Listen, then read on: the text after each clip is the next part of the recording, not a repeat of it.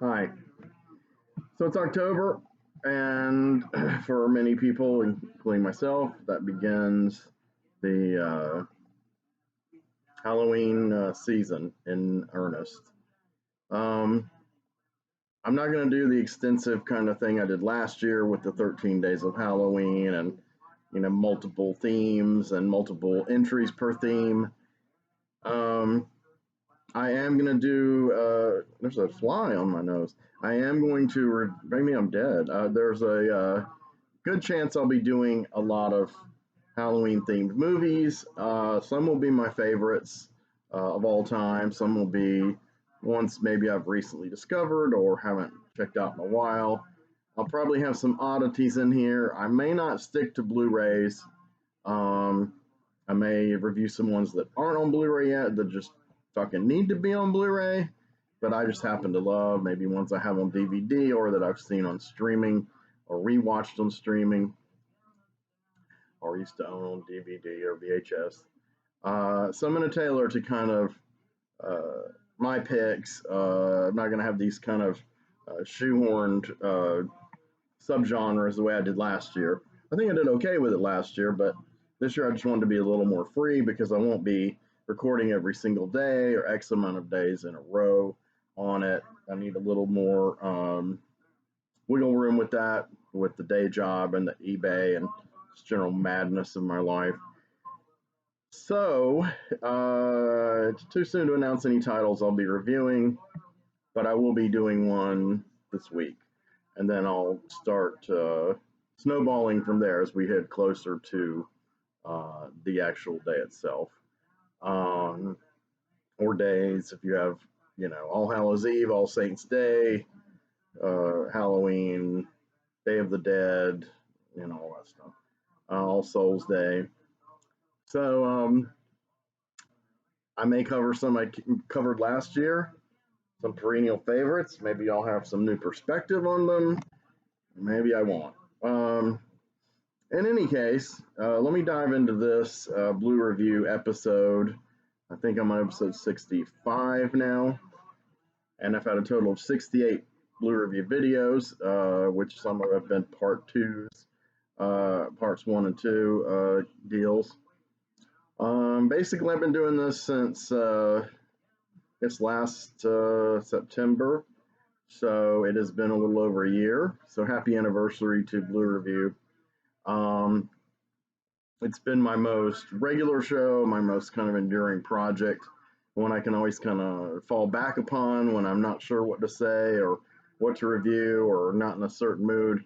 I can always jump in here and talk about some films that I enjoy.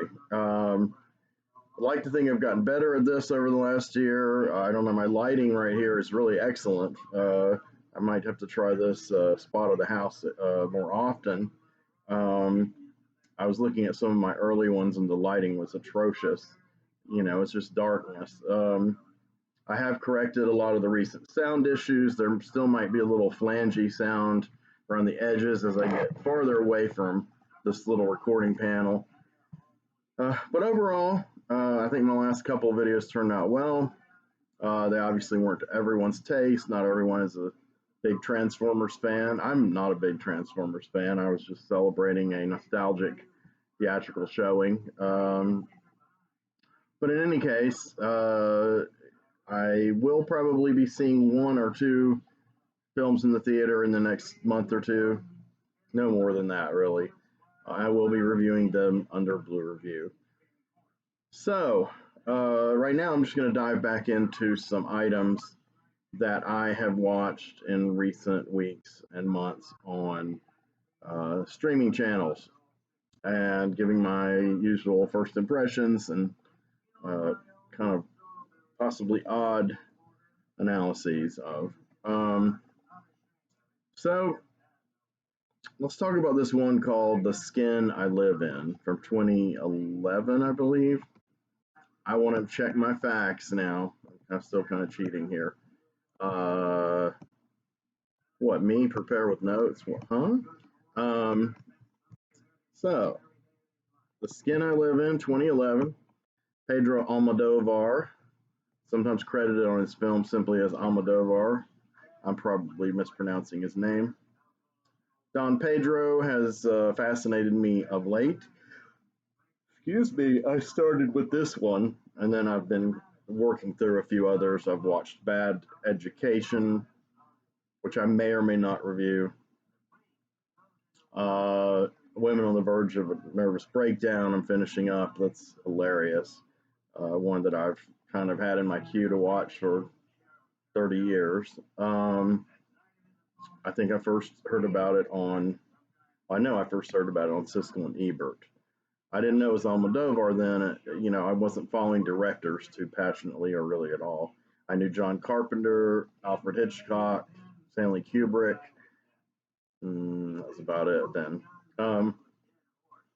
But I will say that in 1990 I saw Tie Me Up, Tie Me Down in the theater, the Manor Theater, local. Sort of used to be a repertory art house kind of theater, but really is a Eastern Federal corporate owned theater. It just happens to host certain projects by the Charlotte Film Society and other places. They're actually better venues, attendant venues, offspring venues of the Charlotte Film Society that have hosted interesting events more often than the Manor in recent years at odd places, various movie theaters, and even our upscale Blumenthal Center downtown for the arts. Of course, I'm referring to Suspiria, which played at Regal Stonecrest Theater, which is a few yards from where I currently work my day job. I saw the remastered Synapse Super Deluxe version. And then a month or two later, I saw The Beyond with Fabio Frizzi and his band scoring it live at the upper towers of the Blumenthal Theater. So if you had ever told me when they built that damn thing to appease the growing yuppie populace of Charlotte that a Lucio Fulci film would be playing under such prestigious conditions, I would have definitely labeled you mad. But that was a great time. I've seen a few other events, like limited events put on by those people like Mandy and House That Jack Built. Thoroughly enjoyed all of those events and films. So I'm hoping more comes. Unfortunately, I think Back Alley is the name of the group. I feel bad that I don't remember. It's run by this guy named Ross, who used to be an assistant manager at Manor Theater. And for years, he was a customer of mine when I worked in the film and music upstairs multimedia department at Borders Books and Music. Great guy. I think he's kind of in charge of it. And I've kind of lost track of their slate. Unfortunately, they moved some of their showings over to this video store, the last video rental store of note, definitely last independent one of note in this entire area. I guess pretty much most of the Carolinas, called VisArt, which used to be legendary, back in the 90s when it started, and then it moved to Charlotte in the 2000s. It still rents DVDs and VHS even, in addition to Blu-rays. I haven't been there in a while since I tried to get a job there and didn't make it. That was a while back, but they changed locations and they began showing some of these special showings that I'm referring to in a little room with like 35 to 50 seats tops. So there was really no way I was going to spend money on that. They played Revenge, the French recent extreme revenge thriller, and by Coralie Farragut, I think it's her name. I just went ahead and watched it. I spent the $3 and watched it on Amazon, which I never do. I never really rent movies anymore of any kind. I try to avoid it, being a cheapskate that I am. And then shortly after that, I bought the Blu-ray. I enjoyed it so much. And then I quickly kind of burnt out on it, but I sold it for a pretty good amount, actually. But I wasn't going to watch that in a room with like 30-something kind of hipsters in a little cramped space. I mean, when I can watch in my living room on just as large a television as they have. So I cut down on my attendance of those events. But in any case, there are some that are coming to multiplex near my house, which does often show some really good reissues and the Fathom Events reissues, like the Transformers, and like I said before, I've seen a few there, like Planet of the Apes and Purple Rain, and their re-releases. And then sometimes they get, they have a theater for art house kind of stuff. Parasite played there for a while, a long while. Though of course no one at that when they started playing it knew that it was going to win the best picture and all that other stuff. So anyway, it's a roundabout way of saying I'm going to try to catch some other stuff in the theater as my uh, finances allow. In the meantime, I'm hardcore streaming, and the first movie I want to talk about today, like I said, is by Pedro Almodovar, The Skin I Live In, 2011, starring Antonio Banderas. And after his big break, he was with Almodovar from the beginning, well before he became like a Hollywood star. I guess you could say his breakout was when he was recast as the titular character of Robert Rodriguez's El Mariachi, which I enjoyed a lot. That's really the only Robert Rodriguez film I really enjoyed. Um, the one he infamously made for $7,000, which got him hooked up with the Weinsteins and Miramax and Kevin Smith and Quentin Tarantino, etc. The sequel, Desperado, he recast the more well-known, well, internationally well-known and handsome Latin lover look, Banderas, and I didn't really care for that movie. And the third one was kind of just a garish cartoon, which I know it was meant to be, but yeah. So, but Banderas has been in plenty of other stuff. I guess his first critical breakthrough in America was when he played Tom Hanks' gay lover in Philadelphia by Jonathan Demme. So he went on to do a bunch of Hollywood movies, dramas, and actions. He did some Zorro films, one of which I saw in the theater. It was okay. But he continued to work, on Spanish films and gravitated back to Almodovar. And this is one of the first ones he did, reunited with his mentor. And this is a really wild movie. I'd always figured it was kind of a horror movie. And the thing about Almodovar is, having only seen a couple of his films prior to recently, I'd kind of sensed him as a irreverent, mostly comedic. Did I say eccentric? Irreverent, eccentric. Very Spanish, very cultural sensibility, whatever that means, and uh, pushes the envelope with sex and violence and extreme situations, but kind of plays them for laughs. Kind of gauges your reaction. Definitely a litmus test. I had no idea really how extreme a lot of his material was and how subversive it was. I mean, Matador had a big reputation for that, and of course, Tie Me Up, Tie Me Down. That's very nature. If you don't know what about it, then you don't know what I'm talking about. But that was pretty wild to see in the theater in 1990 before I'd really seen a lot of kinky films. And that was also the first foreign language film I saw in the theater. So the first subtitled film I ever saw in the theater.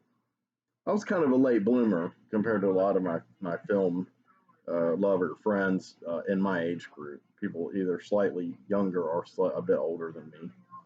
I had great mentors, of course, like the great Tim McLean. Tim McLean.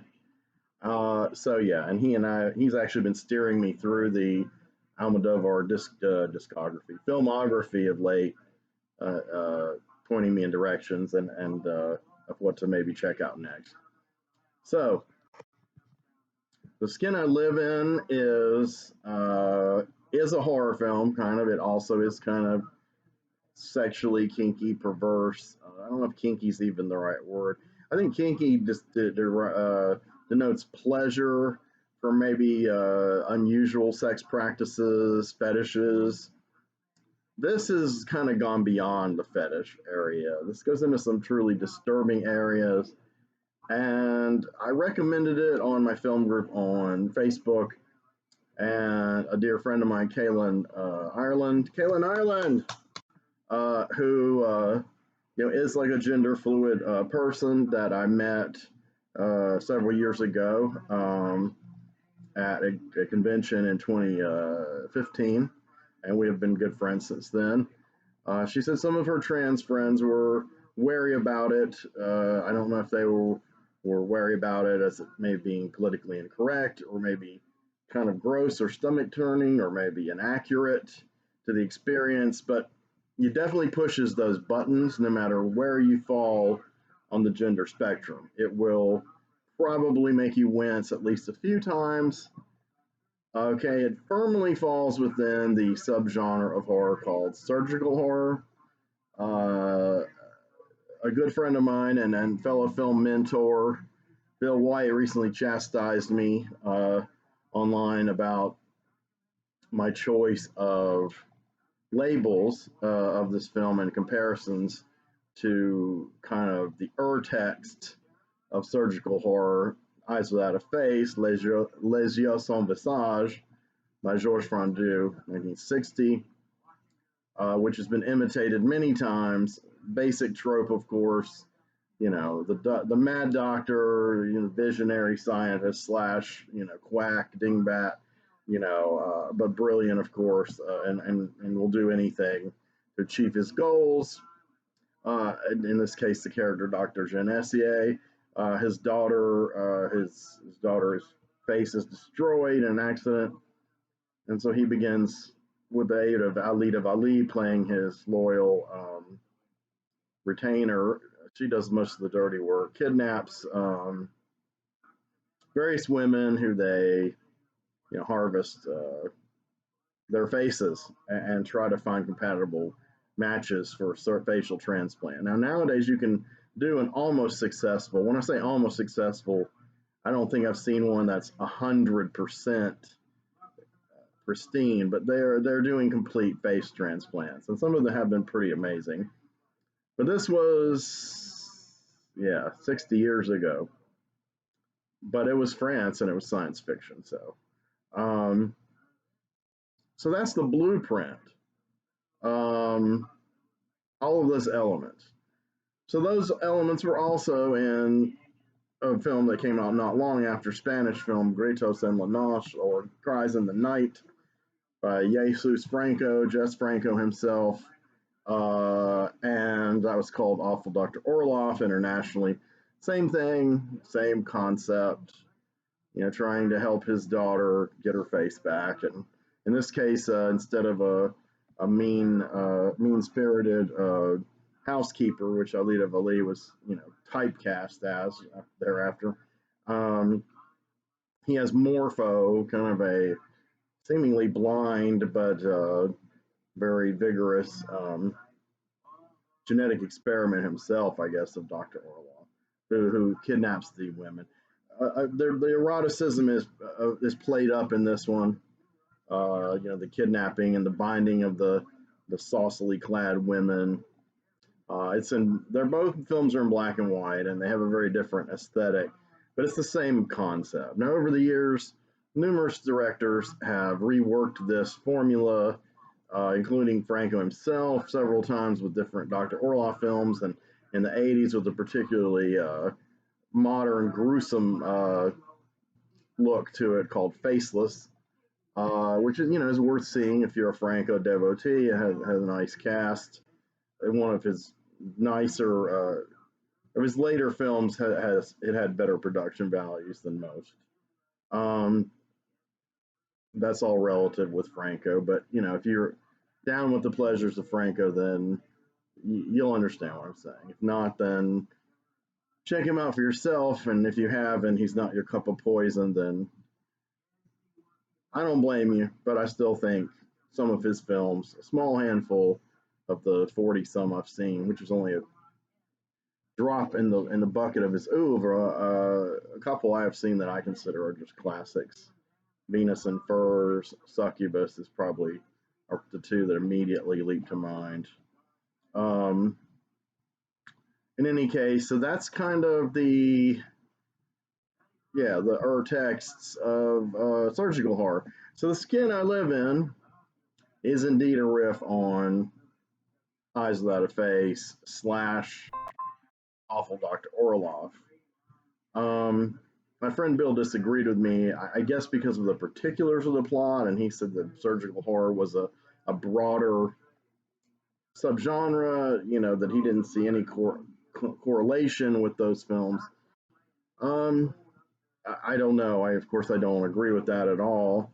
Mainly because it does have an eccentric doctor, and it does have someone. He has a wife who was burnt unrecognizably in an accident, who he tried to restore. And you go into the film believing that a woman that he has kept captive, she lives there in the clinic, which is also his house, and he's experimenting on her, experimenting to create a new synthetic kind of flesh that will revolutionize the whole transplant and regenerative industry. But that's really a secondary concern to him. He's really experimenting on her for his own reasons, and you tend to assume because she looks just like his dead wife that she is his believed by the world to be dead wife. Um, Actually, she is a renamed character named Vera Cruz, and Vera Cruz is not his wife, who I think was named Lily, maybe. And this is the thing. So it's a bait and switch, which I understand from my friend Tim happens in a lot of Almodovar films, and certainly it did happen in Bad Education, which I saw recently. He sets up a premise, and then he gives you kind of, feeds you a certain amount of information and allows you to draw a certain conclusion, and then flips it on you, and you realize that not everyone is who they appear to be, and that the premise, our central conceit, is a bit turned on its head. And he really did this with this one with me, with Skin I Live In. I felt like I had a handle on it. Everything I was just saying, right? The wife's there. He's working on her. He's been remapped all of her body with this new skin. He keeps her kind of captive, even though she doesn't really want to be subjected to the experiments anymore. But he's in love with her, obsessed with her, and of course he's got a maid, a loyal confidant who helps him with his dirty work. So another trope from Eyes Without a Face. All the tropes are there, really. However, Almodovar turns them inside out. Uh, he throws in a lot of eccentric touches, which apparently are endemic to his works. Occasionally reminded me of Lynch, not in the way it's shot, but in the kind of super deadpan humor that is I find hilarious because it presents such an absurd scenario or statement that a character makes, and it's crazy. I guess you have to be on that wavelength of that sense of humor, and I guess I'm tuned into that. Um, One of the first things you learn, one of the first twists they throw in there, which is kind of like I said, very Spanish, kind of like a Spanish soap opera or Mexican soap opera. This kind of heightened magical realism, this anything can happen kind of thing, and does, which you find in Lynch, of course. I guess you could call it surrealism or magic realism, but um, the housekeeper has a son who is at Carnival, and he's dressed like a luchador, kind of like a Spanish wrestling superhero or Mexican wrestling superhero. He's really a criminal, and he seeks refuge, and he finds Vera Cruz and assumes that she is indeed the doctor's wife, who he apparently had an affair with, and he was the one who left her to die burning in a car. He can't get over how she's survived, but he goes ahead and rapes her anyway because he's missed having sex with her, and of course, it's an awkward scene, and uh, it seems to be very painful to her, and I just assumed because she was a virgin, she had not a virgin, but she had not had sex in quite a long time, and he was very brutal. There's other physiological reasons it was painful. We'll get to that. But anyway, the doctor returns. I'm trying to remember the name of this guy's character because he had a cool name, Robert. He's the doctor. He had a cool last name. But anyway, Robert shoots and kills this Zuko or whatever character, the Lucador, as he's raping Robert's patient. So yeah, we're already kind of in extreme territory. Then the housekeeper has a heart-to-heart with Vera and explains to her that Robert is in fact her biological son and that she has never told him, but she's taking care of him since his real mother left when he was an infant. And of course, that the carnival guy was her son, so they were half brothers and they grew up kind of together as rivals and hated each other, but did not know they were brothers. And now, as she said, I knew one day one of them would kill the other, and this happened. So here we go into this kind of, picaresque kind of soap opera kind of melodrama with these kind of, brash coincidences. Um, so Robert still doesn't know that she's his mother. And Vera expresses the fact that he was raping her and he thought that she was Robert's wife. Now, this time, so did I. So did probably most of the audience. So that's a first bait and switch. So she looks like Robert's wife, and she's had some plastic surgery with or without the synthetic skin treatments to kind of look like his dead wife. His dead wife was named Gal, not Lily. Gal, and even some of his colleagues have noticed this, and one in particular has told him, stop experimenting on this person, stop doing this, it's unethical. So he pretty much closes the clinic down for treatments of other people and devotes it solely to Vera. And she's still in that room and can't escape and just kind of has this listless life. She attempts suicide a few times. She spends most of her time reading.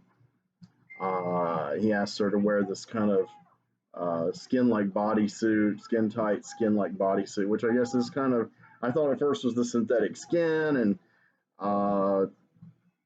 I wasn't quite sure what that was about, but they explain that to you later. So, and then it gets even stranger from there because after Robert saves her from the worst of the rape and kills his unwitting half brother and buries him in the yard. There's these kind of gothic, eccentric horror touches too. He's the man. Banderas is a mad scientist. He does a great job, definitely against type. But somehow Vera seems grateful to Robert, and they start to make love. And so you're thinking now that she's developed feelings for him. Is it like a Stockholm syndrome? Who is she? Who is this woman if she's not his dead ex-wife? Sex is uncomfortable for them, and they decide to wait till the following evening because she's kind of she's been raped, for God's sake. But she seems very arduous towards him suddenly. So then the movie begins a seeming non sequitur, which lasts for quite a while, and we start following this character named Vicente, and it seems to be Vicente is someone who knew Vera. We also see Robert has a teenage daughter, and this daughter was traumatized when Robert's wife, before really she could have any of the treatments, escaped from the clinic, and of course she's naked and covered in horrible burns and disfigurements, and she plops down and dies in front of the daughter, and the daughter's not mentally right ever since then. So the daughter starts to come out of her shell a few years later as a teenager, and why is Vera dreaming about this? And you notice the daughter kind of looks like the mother. So I started thinking, okay, the daughter is a younger version of Vera, and that this guy is trying to have sex or about to have sex with his own daughter, and she's his project to like make her mentally well. More of that incest. Well, fortunately, on one level, that isn't how it was. Unfortunately, in that it was even more crazy.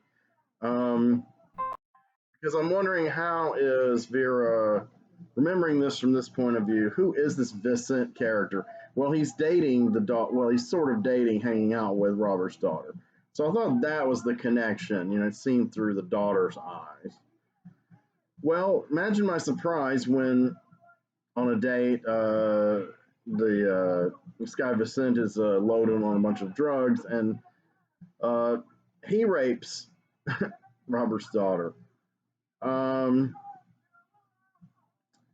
and yeah, then the things get really strange because Robert wants revenge, and he kidnaps Vicente, keeps him away from everyone, lets everyone, his family, think he's dead. His family works in this kind of haberdashery shop, which we had seen a bit at length before. And again, I was thinking, why are they going all the way into this guy's story when we still have just barely explained, the main character's dilemmas? So there's a reason why. It's pretty wild. So he tortures this guy. He feeds him, the bare minimum food and water, keeps him chained up and shackled. Of course, he doesn't tell him for weeks and weeks why he's holding him, and then finally he tells him, I was her father, and she just committed suicide, which they've been tracking that along the side too. The daughter's deteriorating mental condition, and she does commit suicide in the mental hospital. And so Robert chooses that moment to reveal uh, who he is and what his motives are. And not only are they, the rape initially, but now she's killed herself. So now he's really going to gain his full mad revenge on young Vicente. Um, so Vicente was a rather unlikable character, but over the course of his captivity, don't want to say he becomes more likable, but he does become more sympathetic, and it's like you see Robert's point of view pretty clearly. But then, of course, you're already given these intimations that Robert is really mentally out there. Um, and he lives by his own obvious code of honor or morality and amorality from the way he conducts his medical experiments. Vicente, however, in a way, he didn't mean to rape the girl. He was just your overzealous, horny teenage boy, and he was on a lot of drugs. But he wasn't listening to her. She clearly said no, and so he was kind of a boorish pig. So, yeah. So he deserves punishment. But I do think he was not like a serial rapist and that he was repentant. At this point, though, it's all academic because Robert has begun this path of the ultimate revenge, and nothing's going to deter him. He's in control. It's his clinic, it's his money, it's his scientific know how. So he calls in some of his surgeon buddies, and they perform a vaginoplasty on young Vicente. So he's still a young man, but he now has a complete vagina and no penis and testicles. So it's a complete sex change operation genitally. And of course, he's pretty traumatized about this, and Robert very coldly, clinically tells him how to uh, fit different sized implements in the new orifice in order to keep it from healing over. Which, I know people do that in real life because if you don't, it will be like a wound that your body will heal over. I'm getting a notification, sorry. Um, so it needs to be constantly dilated for a while. So I was like, oh my God. And then we realize there comes a point where the people that helped him with the operation, they're like convinced that this guy wanted this operation to send. But then Robert goes on his own. He goes rogue. He continues to operate on this guy all by himself with with his brilliant surgical techniques, and it's a process that starts to take a few years. And basically, he changes him completely into a woman, really meticulously. But some of the stuff, not so much stuff that's graphically shown, but mostly what's discussed and brought to the table conceptually, it is kind of stomach churning. I'm not sure if it would be more stomach churning for someone like myself, who is, a cisgendered male and definitely would not like, my organs reconfigured, or to a transgender person, as my friend Kalen suggested, that maybe the way it's handled, is kind of ghoulish, and it's an enforced gender reassignment. It's not a voluntary one. It's used as a tool of vengeance. But so the whole time, I guess what he's doing is, over time, the scent becomes Vera Cruz. She's the girl in the room whose face he patterned after his dead wife, Gal, who he wasn't able to restore to full beauty before she passed. You see how convoluted this is, and how many red herrings and wrong turns and bait and switches there are in this. It's dizzying. I every time I thought I was guessing who was who and what they were and what their motivations were, I was wrong. So Pedro was a few steps ahead of me, but it all made sense. You go back in the end and you look at the whole thing, and yeah, it all fits. Very well constructed script. Beautifully shot, also. A lot of great visual flourishes, a lot of the whole surgical thing, the way it's shot, and just the anatomical aspect of it. Like, you see diagrams of the body and the body changing, into what it's going to become. It's all very, very well done, very aesthetically pleasing, even though some of the end results are kind of maybe a little distasteful at times. So here you come to the present, and Vicente is Vera, and now looks and acts just like a woman. She's like a different person. Still has memories, but seems to have had now her will completely subjugated to Robert. I don't know if it's the ultimate Stockholm syndrome. But more than this, that's still not enough for Robert, because now that he's had his revenge on this person, we realize it's not just revenge and karma. I'm going to make you into a woman and make you suffer. Because you think at the point that she got raped by Zuko or whatever, that would have been the karma right there. Now he's a woman. Now he's been raped like Robert's daughter. But that's just the beginning of the true crux of how perverse this whole situation is. Because then, like I said, you realize he's sexually into her, his creation, Vera Cruz, who was this guy he despised. So all kinds of levels of sexual ambiguity and things going on there in that character's psyche. And Vera submits to him, like I said, and they put off intercourse. And you're like, damn, he is really horny for her. He's created her.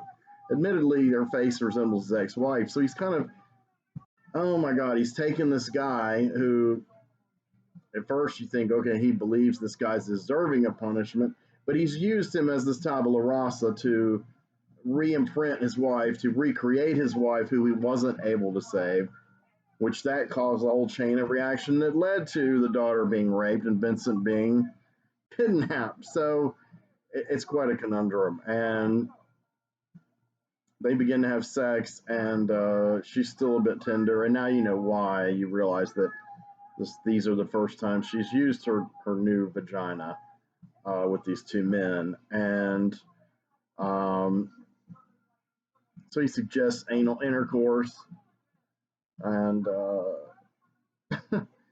she's like, wouldn't that hurt even worse? And he's like, oh no, you know. And by this time, Robert's just a slave to his passion for her. So he's no longer in control like he was all this time. Total clinical control. Now he's a slave to his uncontrollable lust for this creation of his, who he thinks has finally come around and reciprocating his feelings. But yeah, Vera kills him, kills the mother slash housekeeper, and strikes out on her own to find the family in the haberdashery and reveal that their son Vincent is indeed alive. And so it kind of ends on that, I don't want to say anticlimactic, but it's a rather calm and peaceful ending. I guess it's supposed to be a happy ending. But the way the actress who plays Vera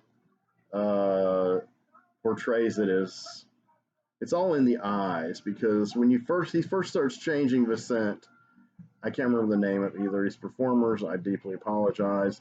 The male actor playing Vincent, when he first starts coming in with the plastic surgery and everything, and then does the reveal of the new face, the eyes look exactly the same. And I'm not saying they are exactly the same, though they could have been CGI touched up perhaps, or lenses, makeup.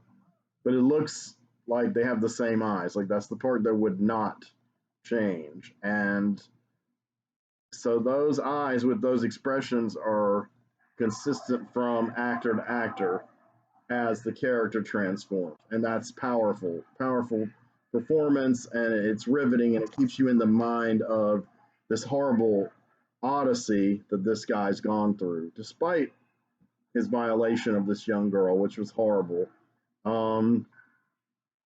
And you realize she never really uh, wanted Robert. It's like she lulled him into a false sense of security and became his fantasy, and that was the way she took control back and destroyed them. He'd probably been planning for years to do this and get away. Robert had not crushed her will or brainwashed her, no. So, wow, this is a powerful movie. I mean, there are a lot of darkly comic elements. There are various. Sorry for this film in the background. It's kind of loud. I'm going to talk over it. I don't have the volume control near me. But yeah, there's a lot of darkly comic elements, but there's also a lot of disturbing stuff in there. Disturbing thoughts about gender, about sexuality, about uh, what's normative and what isn't, about homosexuality, about rape and violation, about revenge and karma, about surgical horror and medicine and experimentation and how far you can go. It's all there. This is one of those, like those old sexploitation trailers. You just say, this one has it all and more. So it's a pretty fucking shocking movie. I think on any by any metric, you can hold it to. So I think it's a total success.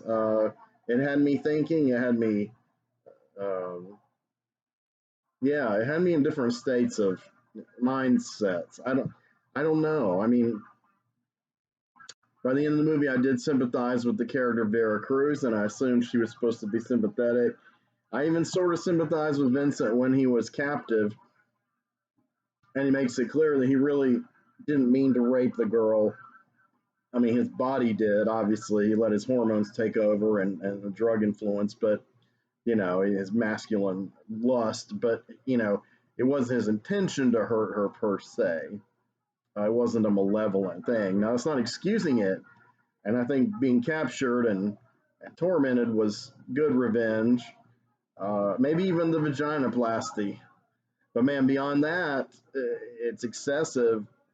And I just thought Robert was just going to take his vengeance to the terminal point. But really, It's all these unresolved feelings of lust and love and grief and guilt over his wife and over his daughter,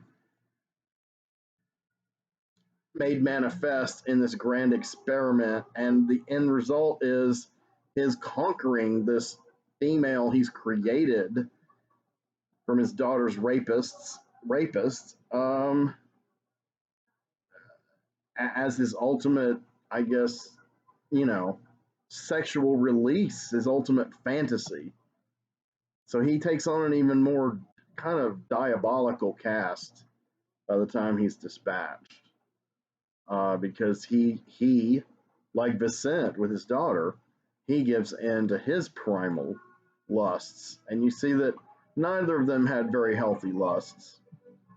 Uh, Not that there's anything unhealthy about having sex with a post-op transgender person.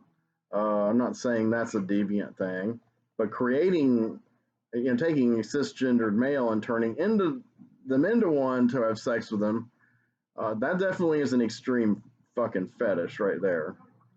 So I think no matter where you're coming from on this, I think you'll find something fascinating, thought provoking, and also probably disgusting and disturbing uh, in it. It will make you question these issues, no matter, I think, no matter where you stand on uh, the spectrum of your sexuality.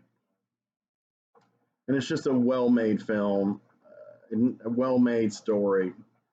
It keeps your attention, and it's very suspenseful, and it's very, like I said, it's a mind fuck. It keeps you guessing.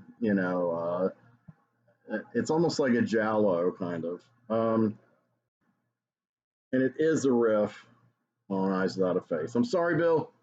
I love you. All right, so I'm gonna go. I only had one room for this one movie because it turned out I had a lot to say about it. So I'll be back with maybe multiples next time. Thank you for listening. I appreciate it.